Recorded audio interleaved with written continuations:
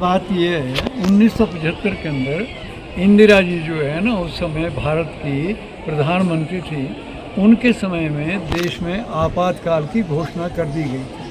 आपातकाल की घोषणा करने का कारण ये था कि पूरे देश के अंदर जो है जयप्रकाश नारायण जी के नेतृत्व में आंदोलन हो रहा था। उसे समग्र क्रांति आंदोलन कहा जा रहा था और वो कांग्रेस के गलत कामों के कारण से और विपक्ष को विश्वास में ना लेने के कारण से कहिएगा, मतलब बहुत सारी ऐसी बातें थी जिसमें इस देश के लोगों को लगता था कि भाई अब कांग्रेस के खिलाफ एक देश में माहौल पैदा करना चाहिए। तो उस समय इंदिरा जी को लगा कि अब अराजकता पूरे देश में फैलेगी, इसलिए जो है अब इमरजेंसी की घोषणा कर दी जाए। तो इसी बात को देख करके 25 जून 1975 को मध्य रात्रि में आपातकाल की घोषणा कर दी थी। उसमें फिर देश में लगभग 3-3.5 लाख लोगों की गिरफ्तारियां हुई थी, जिसमें नेता भी थे, कार्यकर्ता भी थे विभिन्न पार्टियों के। और मैं उस समय जयप्रकाश नारायण आंदोलन में हिमाचल प्रदेश का लोक संघर्ष समिति का सेक्रेटरी जनरल था।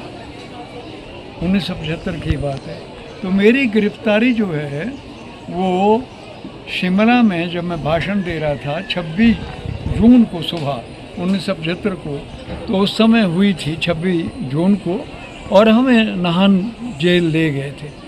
तो वो एक ऐसा काल था जिसमें नागरिकों के अधिकार जो है वो समाप्त कर दिए गए थे आपातकाल के कारण से। तो हम 19 महीने जेल में रहे और उस समय काफ़ी ये लगता था कि पता नहीं कब ये बादल छंटेंगे और कब हमको बाहर आना होगा, लोगों के बीच संपर्क होता है नहीं होता है, मतलब अनिश्चितता बनी हुई थी। लेकिन जैसे ही हम बाहर आए तो बाहर आने के बाद जो है मैं भी चुनाव लड़ने चला गया चौपाल। तो मैंने भी चुनाव लड़ा चौपाल विधानसभा क्षेत्र से, और मैं भी एमएलए बन कर के आया। और एमएलए बन कर के जब आया तो विधानसभा में सदस्य होने के कारण से बाद में मुझे जो है हिमाचल प्रदेश पर्यटन निगम का अध्यक्ष बनाया गया था। उस समय मैं वहाँ एज अध्यक्ष रहा। उसके बाद 6 अप्रैल 1980 को जब भारतीय जनता पार्टी बनी तो उस समय मैं महामंत्री बना और 10 साल में भारतीय जनता पार्टी का महामंत्री रहा। और 1990 में मुझे फिर दोबारा मौका मिला चौपाल से एमएलए बनने का, और फिर मुझे विधानसभा का अध्यक्ष बनने का मौका मिला। कुछ समय अध्यक्ष रहने के बाद फिर मैं सचिवालय आया और मुझे शिक्षा मंत्री का भार संभालने का दायित्व मिला। और मेरे पास कोई लगभग 6 महकमे थे शिक्षा विभाग के अलावा। तो हमने उसका वहन किया। इस ढंग से राजनीति चलती रही। और ये इमरजेंसी उस समय इसलिए लगाई गई थी कि देश में चारों तरफ आंदोलन हो रहे थे और कांग्रेस के लिए ये संभालना मुश्किल हो रहा था।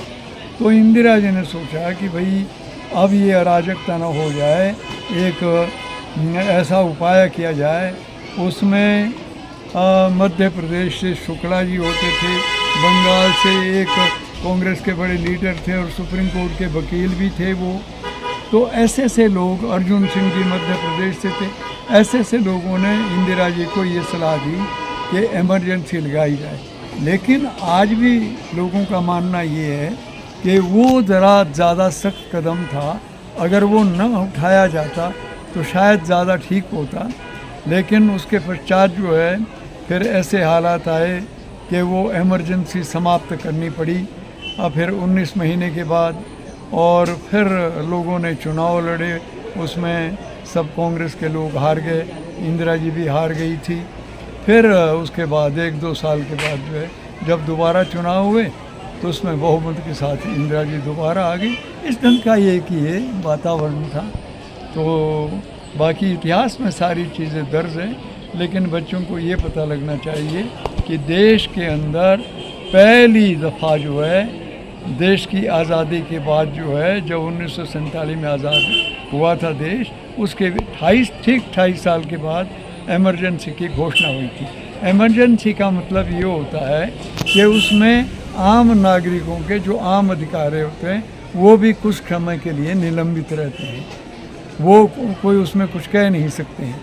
लेकिन फिर बाद में 19 महीने के बाद जैसे आपातकाल समाप्त हुआ, उसके बाद फिर लोगों ने दोबारा शुरू किया।